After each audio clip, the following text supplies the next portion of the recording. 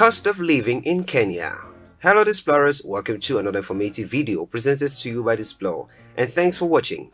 The housing, transportation, education and health cost of any country is a great indication of the cost of living of that country. The cost of living in Kenya is thus the reflection of the quality of life shown in how much it's spent on housing, transport, education and health. That is why in this video we shall examine the cost of housing, transportation, education and health in Kenya to determine the cost of living in the country. But first, we need to understand what cost of living really is all about. The cost of living is the amount of money needed for housing, food, taxes, and healthcare in a certain place and time period. The cost of living is often used to compare how expensive it is to live in one city versus another.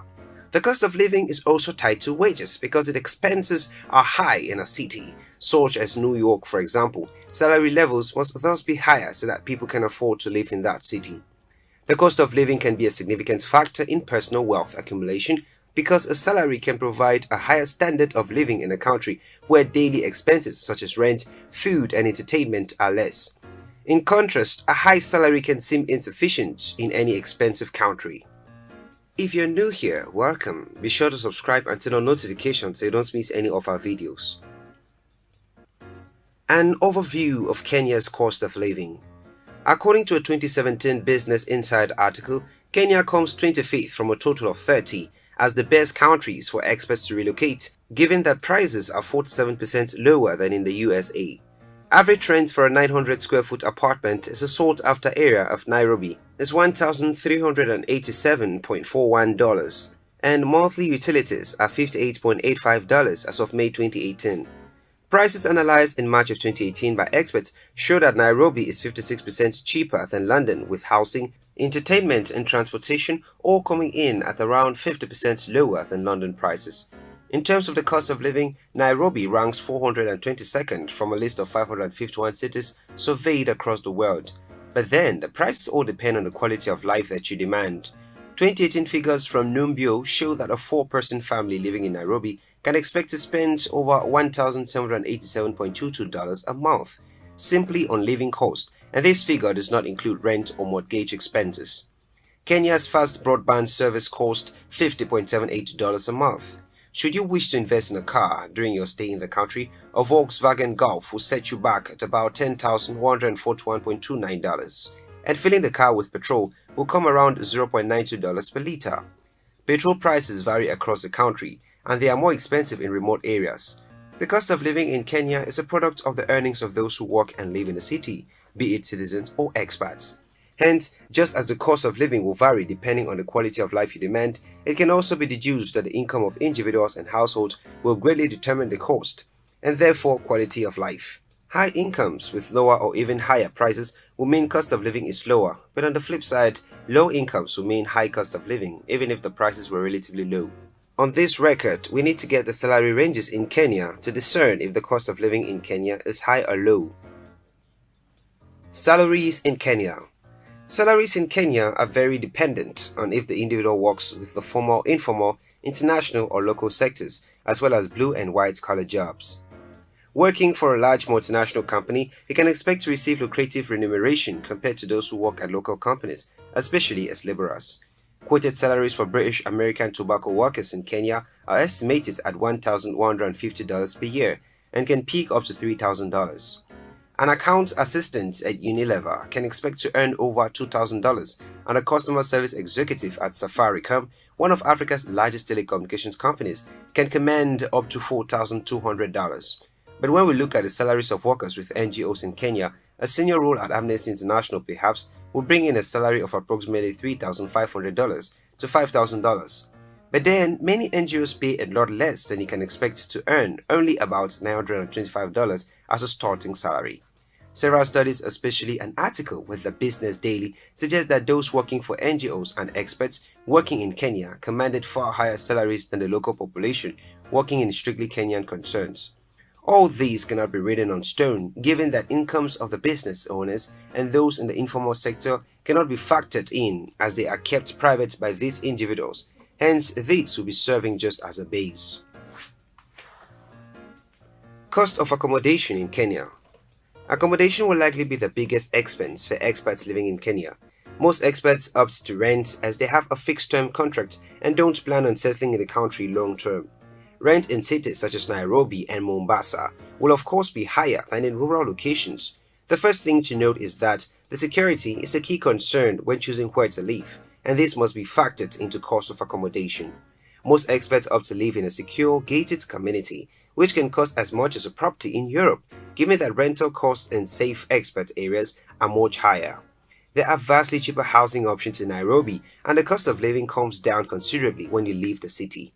Large 4 or 5 bed houses in Karen area with security, garden, and possibly a pool can cost up to $2,800 on a monthly basis, while a medium of 2 or 3 bedrooms in the same Karen area with gardens will set you back almost at $1,850 a month.